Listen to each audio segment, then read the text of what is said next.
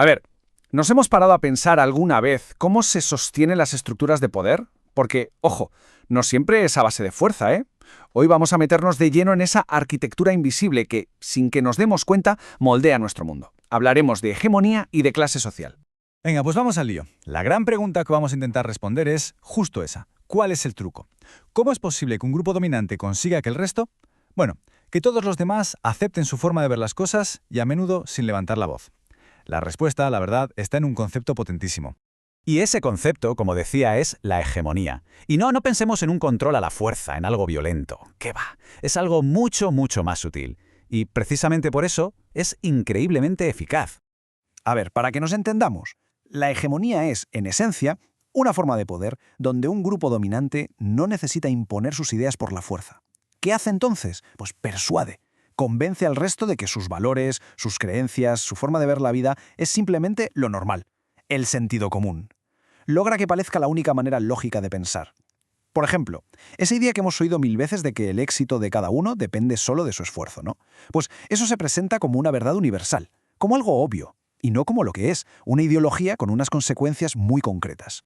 Y la persona que le dio vueltas a todo esto hasta darle forma fue este hombre, Antonio Gramsci. Y aquí viene lo increíble, ¿eh? Porque desarrolló casi toda su teoría encerrado en una cárcel. Mientras estaba allí se preguntaba, oye, ¿por qué las grandes revoluciones que todo el mundo esperaba en Europa no han ocurrido?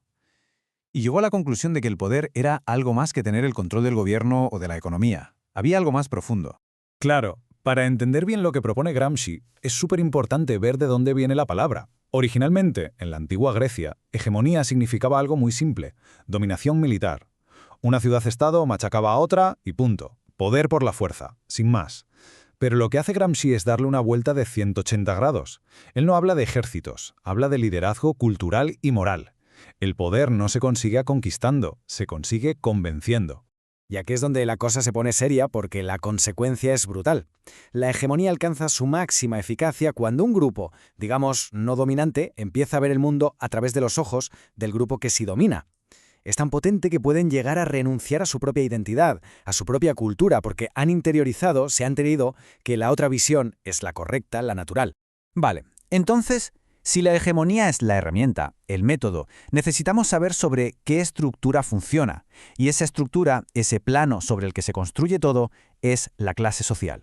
En pocas palabras, la clase social es la manera en que la sociedad se divide, como en capas, en estratos. Y ojo, no es solo una cuestión de tener más o menos dinero, va más allá. Tiene que ver con la función que se ocupa, con el poder económico y, esto es clave, con la relación que se tiene con los medios de producción.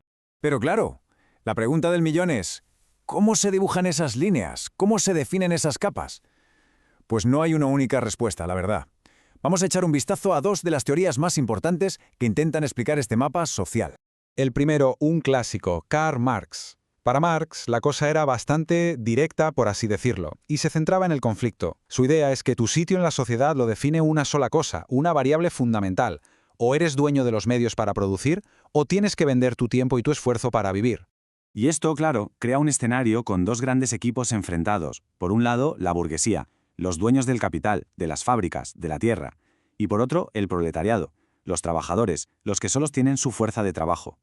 Según Marx, toda la historia de la humanidad no es más que la historia de la lucha entre estos dos grupos. Pero entonces llega Max Weber y dice, un momento, que la cosa tiene más matices. Weber lo que hace es proponer una visión con más dimensiones, que va más allá de lo puramente económico de Marx. Weber decía que, sí, la economía importa, claro, pero no es lo único. También hay que tener en cuenta el estatus social, es decir, el prestigio, el reconocimiento que te dan los demás y el poder político. Según él, tus oportunidades en la vida dependen de una mezcla de estas tres cosas: riqueza, estatus y poder. Y es aquí donde la hegemonía vuelve a entrar en juego, porque es la que hace que nos parezca normal que un médico tenga más prestigio que un agricultor, o que aceptemos ciertas formas de poder como las únicas válidas. Perfecto, pues ya tenemos las dos grandes piezas del puzzle sobre la mesa, la hegemonía por un lado y la clase social por otro. Ahora llega el momento de la verdad. Vamos a encajarlas para ver qué dibujo forman. Y la conexión es esta, y es la clave de todo. El mecanismo funciona más o menos así.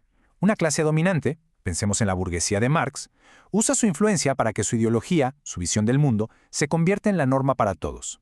Sus valores, sus leyes, su cultura, Todo se presenta como si fuera universal, como si fuera lo normal.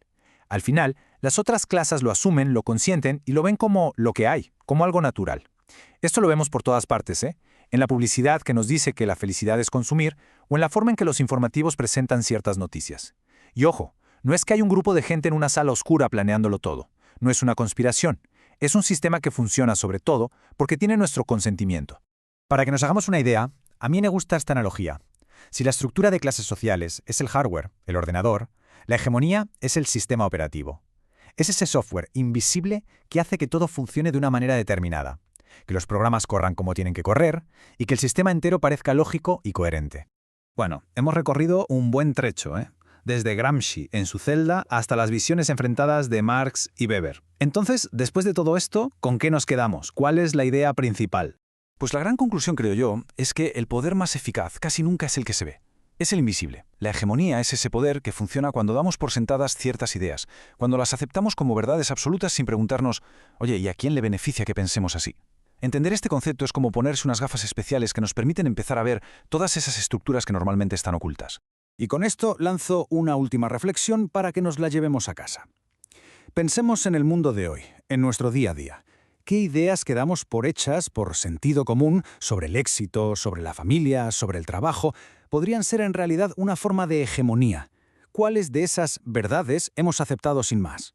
La verdad es que es una pregunta que da para pensar, y mucho.